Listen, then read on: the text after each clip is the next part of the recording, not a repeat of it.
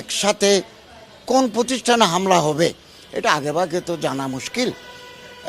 যেমন কালকে আমার কাছে একটা রিপোর্ট আসলো গোয়েন্দা থেকে, কাজী নজরুল ইসলামের মাজারের পাশে যখন হাদিকে দাফন করা হবে, পাশে চারুকলা ইনস্টিটিউট আছে।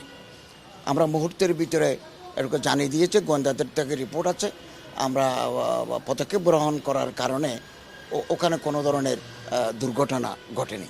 সরকার তো স্থিতিশীলতা চায়, কারণ এখন যদি মব জাস্টিস বারে বারে হয়, ল অ্যান্ড অর্ডার সিচুয়েশন যদি ডেটেরিয়েট করে, এটা নিঃসন্দেহে গভর্নমেন্টের ব্যর্থতা বলে চিহ্নিত হবে। গভর্নমেন্ট করতে যাবে কেন?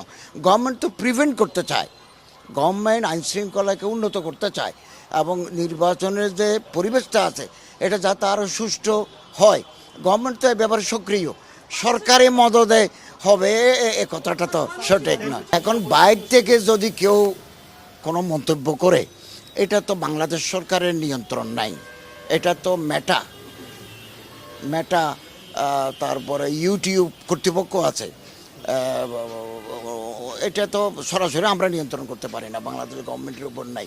এখন ওপেন প্ল্যাটফর্ম, মনে করেন বাংলাদেশ থেকেও তো অনেকে আমার প্রতিদিন গালি দেয় না। এটা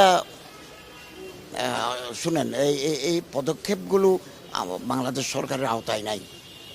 ইউটিউবার অথবা ফেসবুকের যে কথাবার্তাগুলো বলে, এগুলো তো ফেসবুক আলাদা কর্তৃপক্ষ, ইউটিউব আলাদা কর্তৃপক্ষ।